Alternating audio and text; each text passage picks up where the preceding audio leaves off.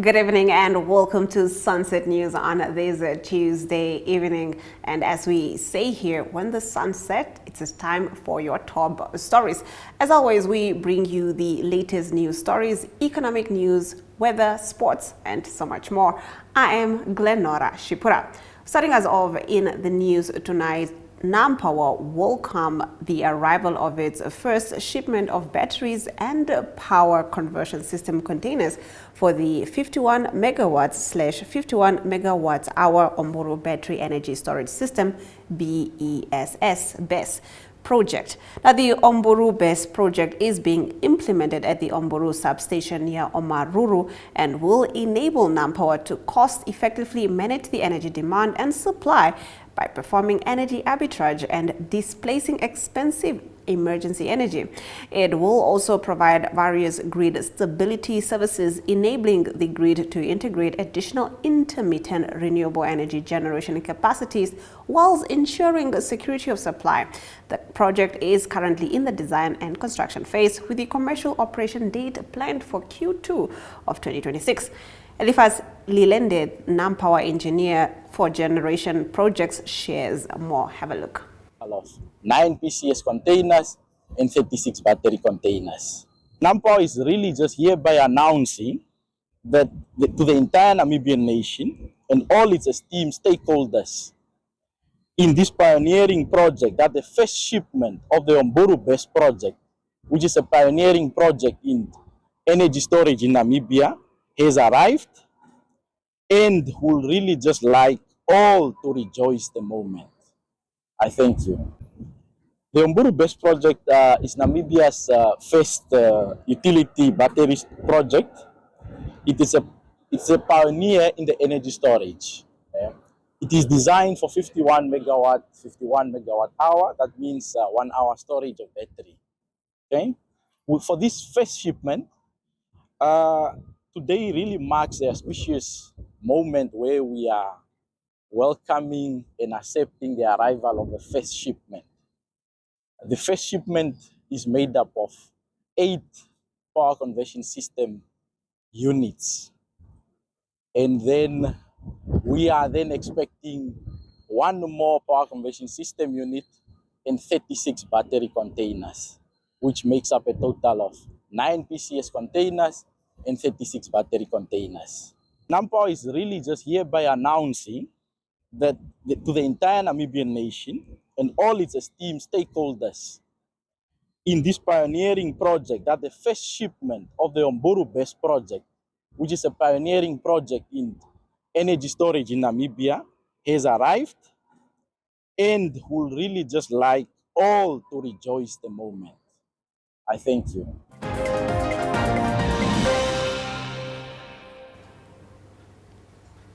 In our next story, the family and the community rally against the release of murder accused in a Fina Ngihifikwa case. Ngihifikwa was more than a name on a case file. She was a mother, daughter, sister, friend, and aunt. A beautiful soul with dreams, laughter, and a heart full of kindness, the family statement read. This was part of a broader statement made by the bereaved family of the late Fina Natangwe Florence Ngihifikwa, who was 39, and she was gunned down during an armed robbery in Windhoek's Vanaheda area 3 months ago, who gathered outside the Windhoek Magistrates Court today, calling for justice and opposing bail for the men accused of her murder. Led by her cousin Isabel Dimba Rukwa, the family and community members held a peaceful demonstration and handed over a petition to the court. Reading the statement on behalf of the family, Dimba Rukwa said they were not there to create chaos but to seek justice for a woman whose life was taken in front of her 5-year-old child. The family's petition against releasing Heifete Elias Shityenye, a suspect incarcerated in connection with the murder of Ngihifikwa, on bail would undermine the seriousness of the crime and could pose a threat to public safety and the victims' relatives. Granting bail in such a case would send a dangerous message that those accused of murder can freely walk among the very people who mourn their victims, the statement said. We are here because Natangwe's life mattered, and we refuse to let her story fade into statistics or forgotten headlines. Dimba Rukwa said. Gifikwa, the owner of the fashion business September Creations, was attacked around 7 p.m. on Kigali Street in July. She and a friend had allegedly been lured to the location under the pretext of viewing a room for rent. The two women were picked up by an individual who had promised to drive them to the property.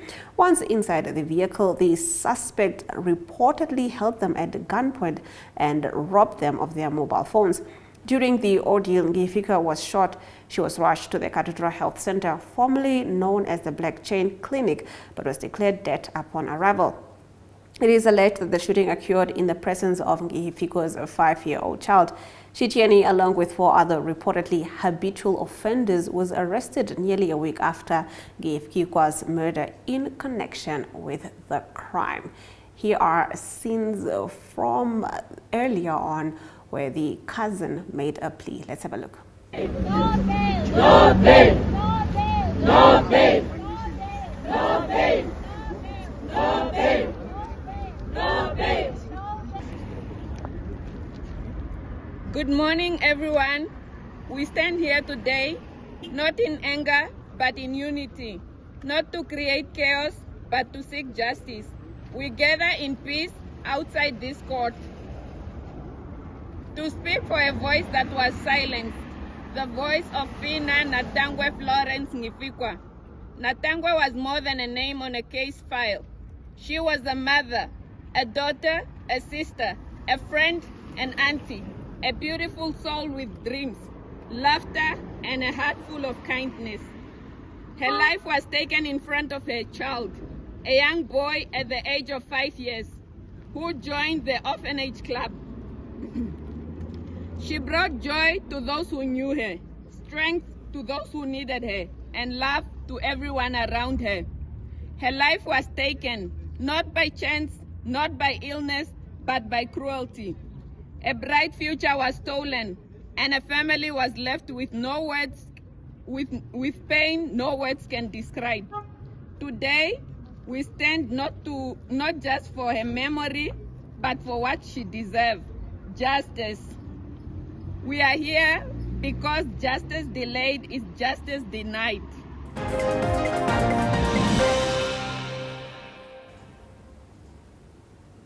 In our next story, the Namibia Windhoek Correctional Service, NCS, today received a check of $1 million from the Namibia Training Authority, NTA. Speaking at the handover ceremony, Commissioner General Raphael Tuhafeni Hamuniela said the partnership marks a major step in rehabilitating inmates, noting that 79% of offenders commit crimes due to low education and unemployment. He added that the service has received provisional accreditation for trades such as welding, joinery, horticulture, and clothing production to equip inmates with recognized skills for reintegration into society. Let's have a look. Focused on rehabilitation and reintegration by systematically assessing offenders' risks and needs. Through implementation of this strategy, we were able to identify that approximately 79% of inmates commit offenses primarily due to low educational attainment or a lack of employment opportunities. To address this identified need, we have established vocational training programs aimed at equipping inmates with technical and vocational skills. Until recently, however, the trades offered were not formally accredited, limiting both recognition of the skills gained and their competitiveness in the job market. I am pleased to report that the Namibian Correctional Service has now received provisional accreditation for several key trades, namely welding and metal fabrication, joinery and cabinet making, horticulture and crop production, and clothing production.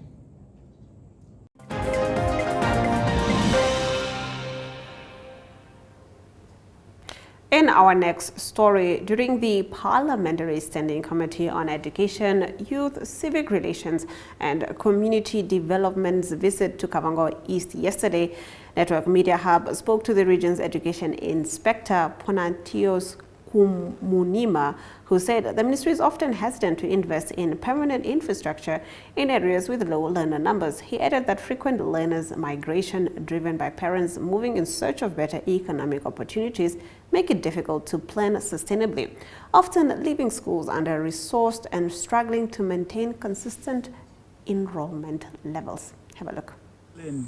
We also look at the enrollment every year. If the number of the learners are picking up, and also considering the surrounding, maybe economic aspect that is pulling parents to come to that particular area.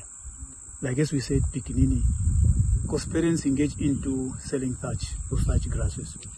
And at least the economic aspect where parent comes and sell and get something, an area of such nature, they would definitely look at the enrollment every year. If going maybe with 20, you are going to reach 120, 150, then you say, okay, I think there's a growing point here. Let us now build a school.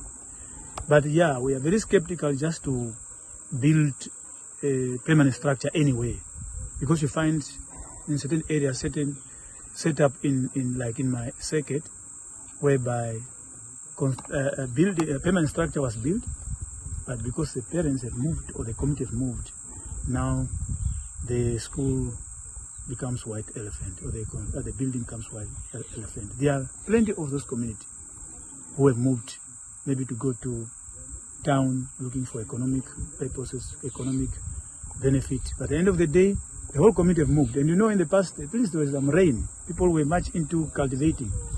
But these days, cultivation and is not actually effective. So they will be forced also to move.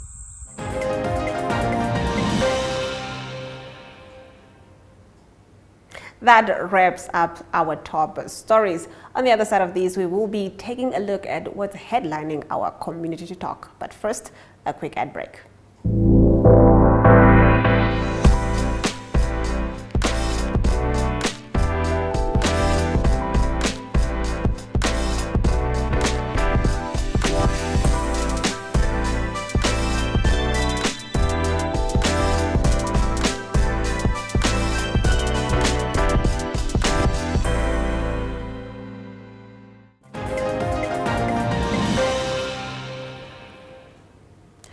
Starting us off in our community talk, the founders of the Kavango Talent Show, Shaping Zacchaeus and Mateus Jonas, today spoke to Network Media Hub about the upcoming event, the first of its kind to be hosted in Rundu on the 6th of December.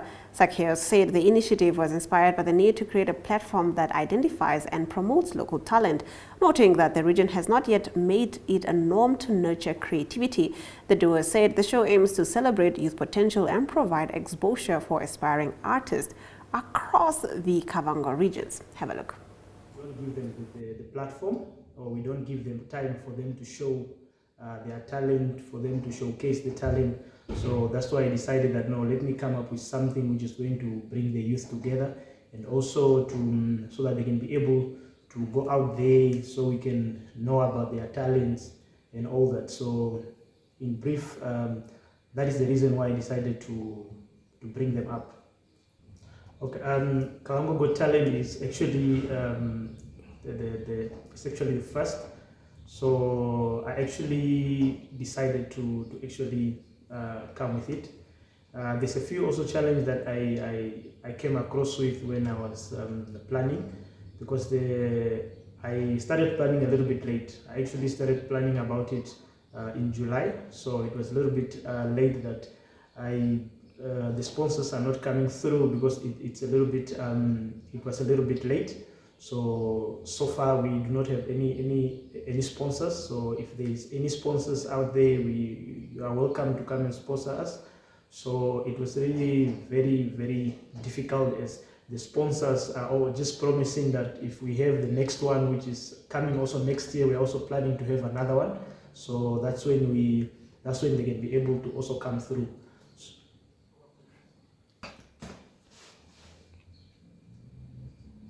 Yeah.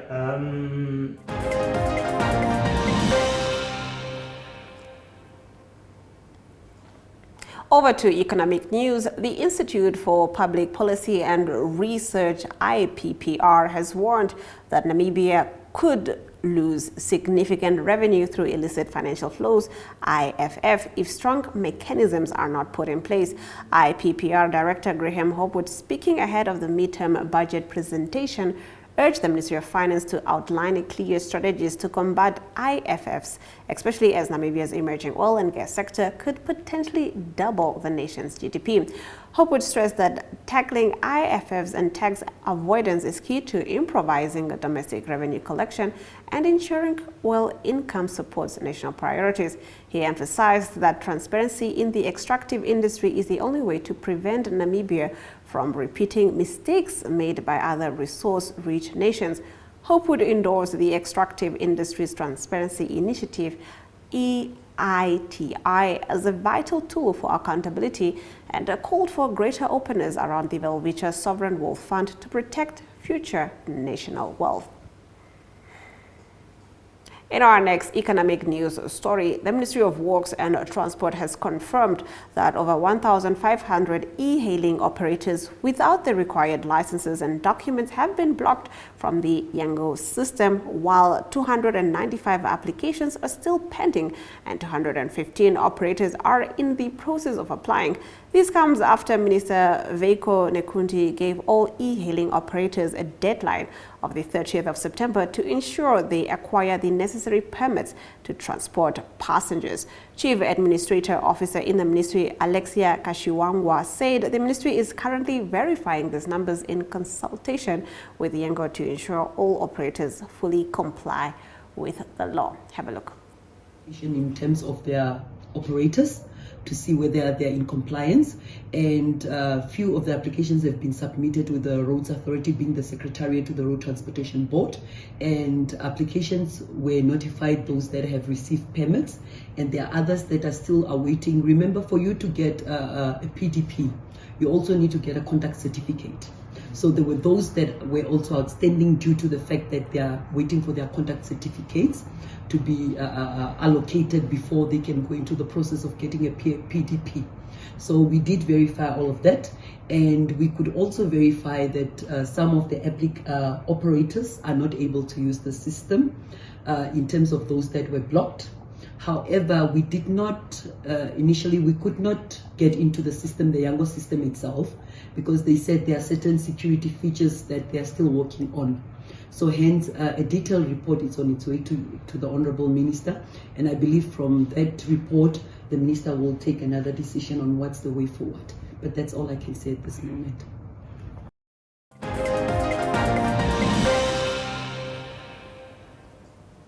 Here are your financial indicators. The Namibian dollar trades against the British pound at 23.09, against the euro at 20.04, against the US dollar at 17.32. 2 Namibian dollars and 43 cents gets you 1 Chinese yuan. On the commodities market, gold went up, while copper, platinum, and Brent crude oil went down. Brent crude oil trading at 2.27%, going for $62 and 21 cents per barrel. Getting right into our international news, French Prime Minister Sébastien Lecornu has told Parliament he backs suspending controversial 2023 pension reforms in the face of crucial votes of no confidence later this week. The changes, which raised the retirement age from 62 to 64, were seen as signature reforms in Emmanuel Macron's presidency. This autumn, I will propose to Parliament that we suspend the 2023 pension reform until the 2027 presidential election, Lecornu said to applause from left-wing parties. Lecornu was reappointed Prime Minister last week, only for 4 days after he resigned, and needs the support of socialist MPs in Parliament if his government is to survive.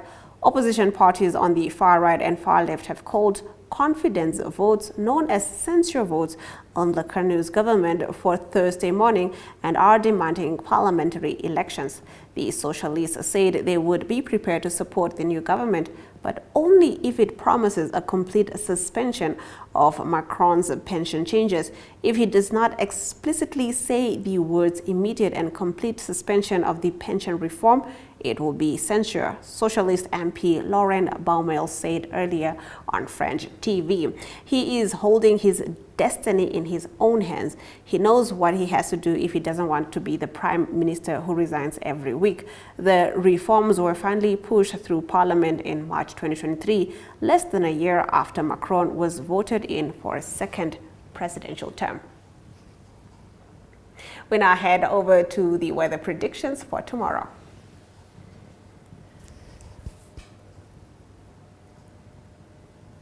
The capital city can expect a minimum of 19 degrees Celsius and a maximum of 32 degrees Celsius with partly cloudy conditions, while Enana can expect some showers along with Rundu and Oshakati. Enana expecting a minimum of 19 degrees Celsius and a maximum of 37 degrees Celsius.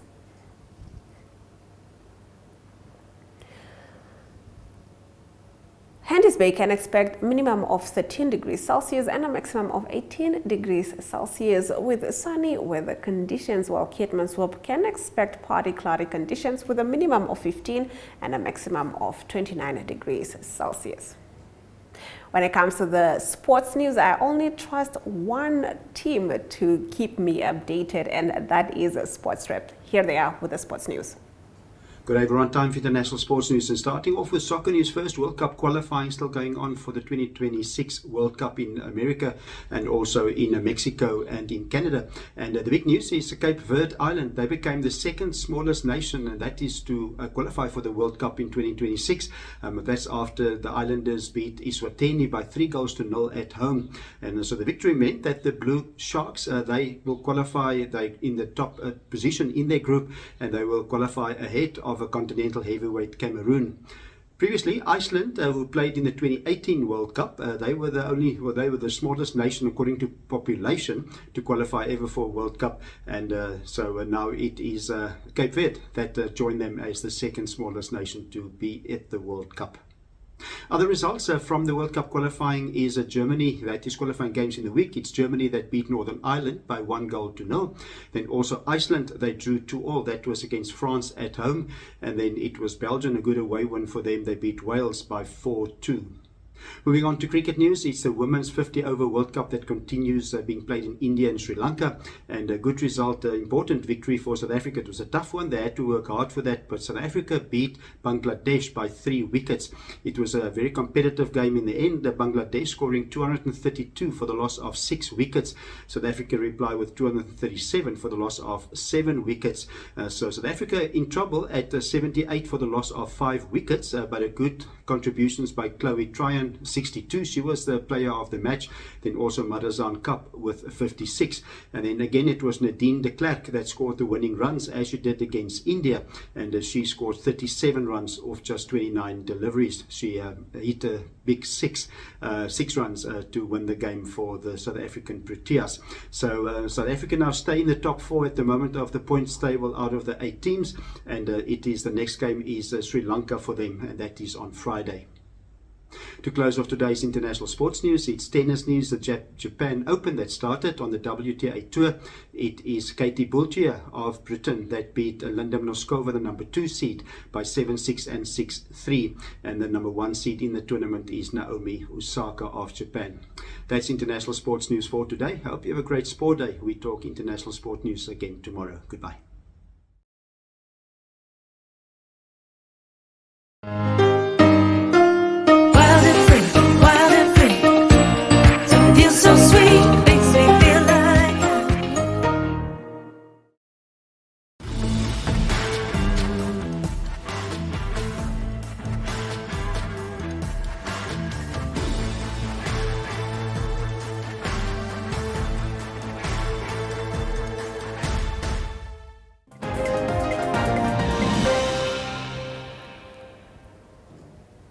Before the break, that was Ari Hohard with the sports news. And with that, we have come to the end of the broadcast. Don't forget to tune in tomorrow, same time, same place. From me, Glenora Shipura, until next time.